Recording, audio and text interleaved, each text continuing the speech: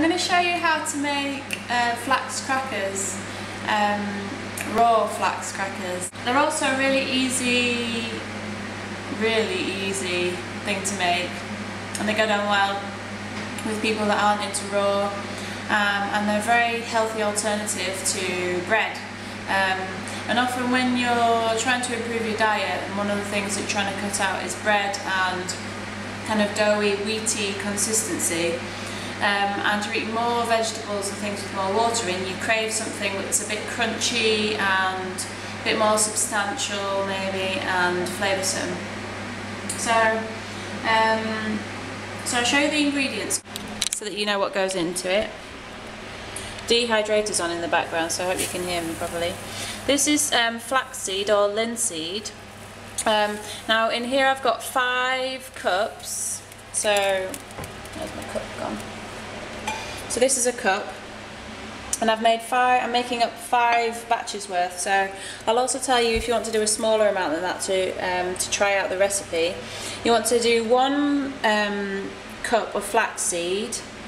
These are fresh tomatoes. I've got 5 cups worth there. You also want 1 cup worth for 1 batch. Then you want half a red pepper for 1 batch. Depends how much you like garlic on how much garlic you put in, but I would say half of a big clove or 1 small clove is about right. And if you like garlic, then add more. These are soaked, sun-dried tomatoes.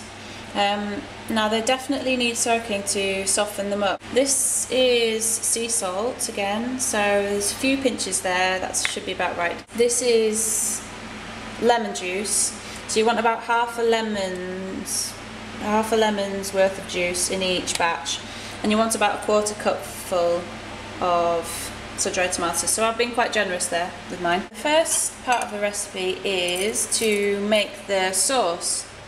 So we need to add all of our fresh ingredients to a high-speed blender. So I'll just show you that. Good advice when you're blending things is to put the watery things at the bottom. So there's the tomatoes. So I'll just throw the garlic in. I'm probably going to throw the tomatoes in as well. The salt. And the lemon juice, which will makes a huge difference to the way that it'll taste at the end. Okay, so I'm just going to chop my peppers up a minute and put them in and blend it up.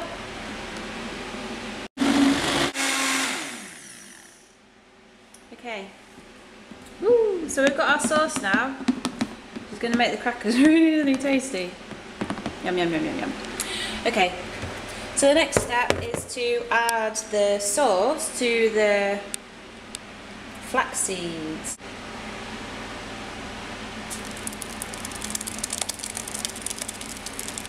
Flax is a really nice food to make crackers with.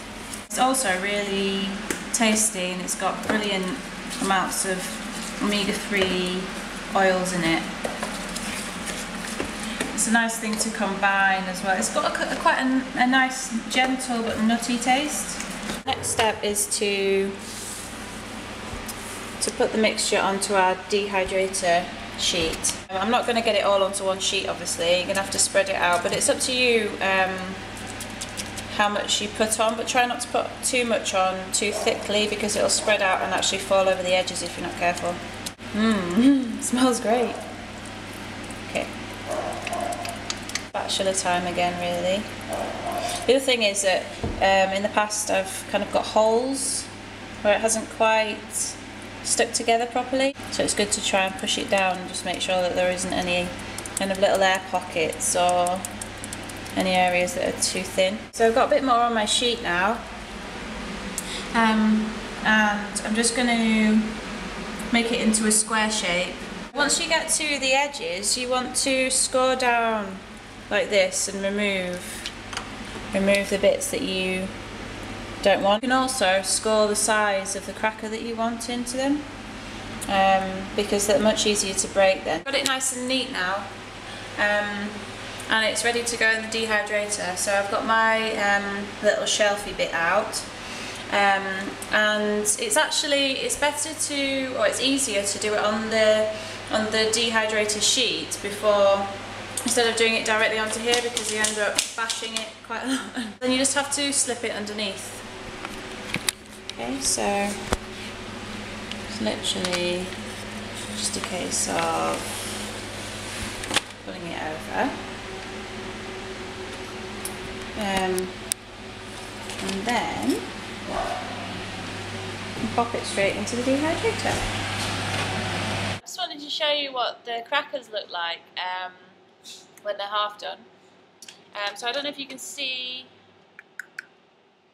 so they've gone really dry on the outside, but trying to lift them is a bit precarious. So I just wanted to show you the way that you can sandwich them.